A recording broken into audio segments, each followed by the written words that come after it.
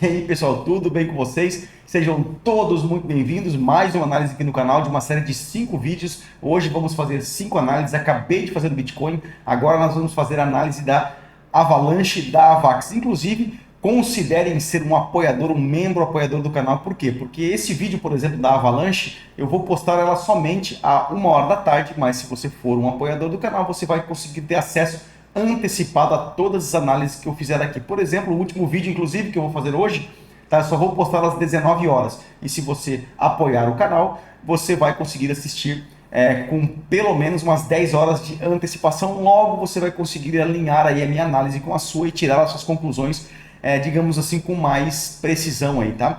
E outros benefícios que a gente colocou lá, caso você tenha interesse em ser um apoiador. Dá um pulinho ali que está bem bacana. E outros links bem interessantes que eu coloquei aqui também. Um deles é você fazer parte do nosso grupo de Telegram, gratuitamente, tá? Tá bem bacana lá, pessoal compartilhando conhecimento, compartilhando seus resultados.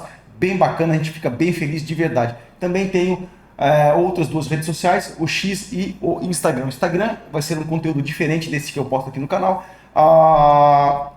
Mas não tem conteúdo lá ainda, tá? Mas vai ser diferente, fique tranquilos que vai ser diferente, tá? Tá? Estou realmente, se eu pudesse comprar tempo, eu acho que eu ia separar um pouco do meu capital aqui para comprar tempo. Realmente está complicado aqui, tá? Então, vamos para mais uma análise aqui, vamos para começar com a Avalanche, tá? Tempo gráfico mensal. O que a gente consegue observar aqui? Então vamos começar com uma estrutura aqui, tá? Temos essa estrutura aqui em Avalanche. Se nós pegarmos aqui a Fibonacci de retração, tá? E a gente traçar aqui deste fundo a este topo, vocês podem observar que a Avalanche está trabalhando dentro de 50% desta estrutura aqui, tá? Ou seja, isso mostra que a Avalanche, a princípio, está num ponto de equilíbrio. E olha o que eu costumo falar para vocês, olha que bacana. Deixa eu aumentar aqui para vocês conseguirem ver. Imagina quando esse movimento começou aqui a corrigir. Olha onde ele veio corrigir, exatamente 50%. O que eu menciono para vocês? Quando uma estrutura ela entra em equilíbrio, normalmente esta outra perna impulsiva ela não consegue romper o topo anterior. Ela começa a fazer o quê? Ela começa a lateralizar, fazendo topos mais baixos do que os anteriores e fundos mais altos que os anteriores. Então ela começa a fazer aí o que nós chamamos de triângulo simétrico, tá?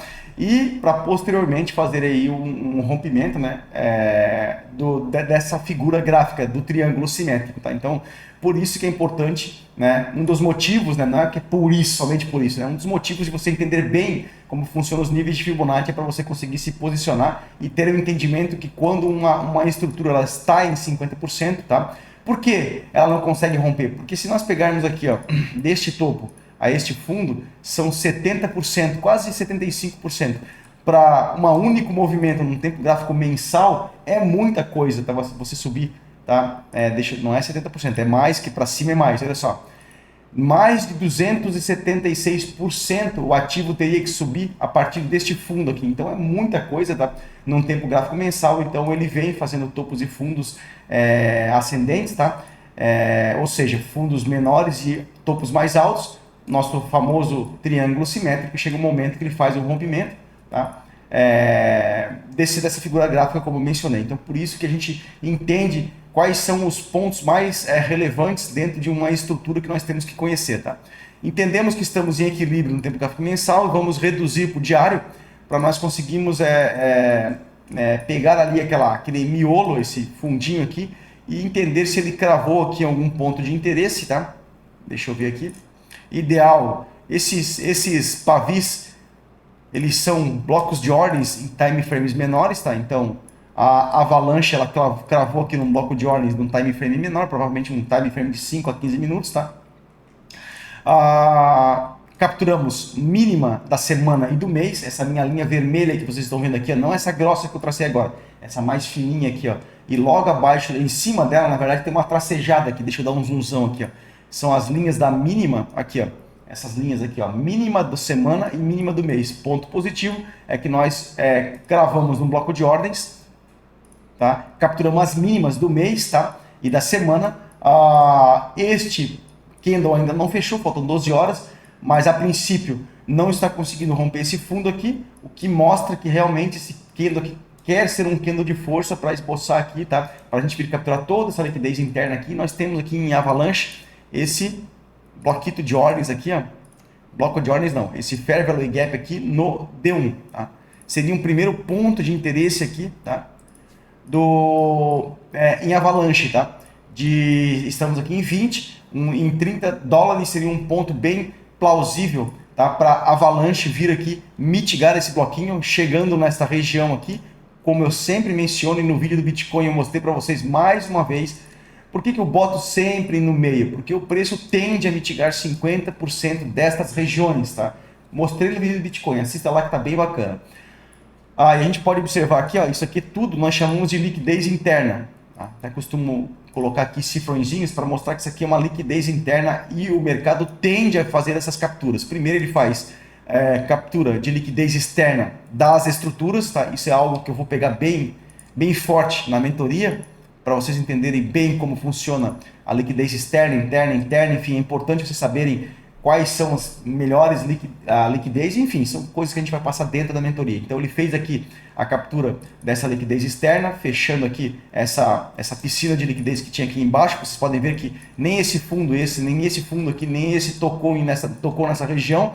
Tá? Então tinha muita liquidez aqui, ou seja, muito stop alocado nessa região, acreditando que a VAX poderia aí desenvolver uma alta aqui nessa região, por exemplo. Tá? E quem não entende aí de blocos de ordens, ou seja, essas regiões de interesse, os pontos mais relevantes, acaba sendo estopado aí, fica puto da vida. Quem nunca passou por isso, né? Só pegou meu stop e desenvolveu na alta. Porque às vezes não sabe se posicionar, porque o mercado ele deixa essas regiões de liquidez para vir buscar uma hora, ou seja, liquidez externa. Tá?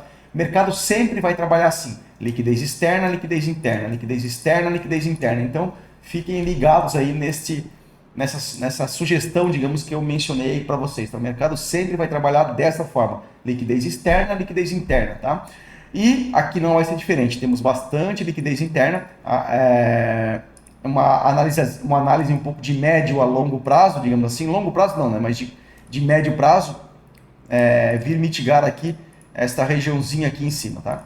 Da casa dos 30. O que a gente pode fazer no diário tentar entender esse miolo aqui, por exemplo. Se eu vir aqui no gráfico diário, tá?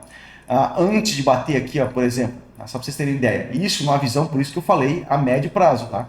Porque para chegar aqui, eu tenho muitas barreiras pela frente. Como assim? Aqui vocês podem observar que eu tenho um bloco de ordens. Então aqui, ó, olha só, bloquinho de ordens, o preço já chegou aqui, vai sentir. Então ele vai corrigir um pouquinho, tá? Depois ele vai fazer o quê? Vai vir pegar toda essa ineficiência aqui. Eu tenho outro bloco de ordem, ou seja, ele fará esta movimentação aqui. Ele corrige um pouquinho, vem aqui, para nesse bloquinho de ordens, corrige essa nova estrutura. Tenho mais um bloco de ordens aqui para captura da semana, vem aqui. Ou seja, se vocês pararem bem e observarem, são subondas dentro de uma onda, tá? Ou seja, isso não soa algo semelhante aí, parecido com as ondas de Elliott. Então, como nós estamos no macro, que é o tempo gráfico diário, tá? Dentro desta onda aqui vão ser formadas subondas, tá? Para fechar essa onda, digamos assim, de grau maior, para pegar toda essa liquidez aqui, cravar nesse bloquinho de ordens, vai chegar nessa região, vai sentir, vai corrigir a nova estrutura, para depois a gente buscar novas máximas, que é a máxima do mês anterior, etc. Mas, por análise aí a médio prazo, vamos trabalhar com essa região aqui de 30 dólares aqui em AVAX para capturar toda essa liquidez aqui, toda essa liquidez interna aqui do período gráfico do diário. Deixa eu só dar um pulinho aqui, ó. Olha que bacana, só para a gente contextualizar o que eu falei. Olha quanta ineficiência. Isso aqui tudo o mercado vai vir coletar. Tá? Então o que ele fez aqui agora? Como ele fez a captura, tá? Dessa liquidez aqui, ó, interna, tá? Desses fundinhos, desses topos aqui, tá?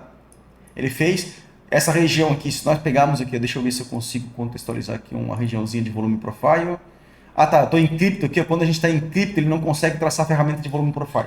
Mas a gente pode ver que a gente tem uma concentraçãozinha de ordens aqui, máxima do dia, capturou a máxima do dia, cravamos aqui nesses bloquinhos de ordens. Provavelmente, como ele tem aqui, ó, deixou o Fair Value Gap aqui, ó, nessas regiões aqui, eu até posso contextualizar aqui.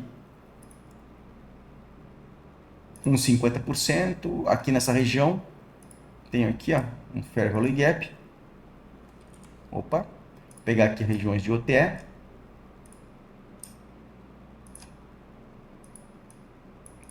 O ativo ele pode fazer o quê? Como eu mencionei, ele vem aqui, alinha fluxo e desenvolve na alta. depois ele vem aqui, pega esse bloquinho, mesma situação, vai deixar algum tipo de ineficiência, capturando alguma liquidez interna, vai corrigir essa nova estrutura, ou seja, vai corrigir aqui, tá? Ou seja, a mesma situação que pode acontecer nessa região aqui, mas a visão macro do ativo é o que? É nós capturarmos aqui, tá? Aqui é justamente para a gente refinar a nossa entrada caso, né, você tenha interesse em surfar esse movimento de alta até aqui em cima. Lembrando que eu não estou indicando para comprar e nem para vender, tá? É uma especulação, tá? Que a gente tem com relação a este ativo aqui. Lembrando também, eu costumo brincar que a gente não tem bola de cristal, tá? Então, mas é este movimento que eu especulo, tá bom? Espero que vocês tenham gostado da análise. Grande abraço, fiquem com Deus e até o próximo vídeo.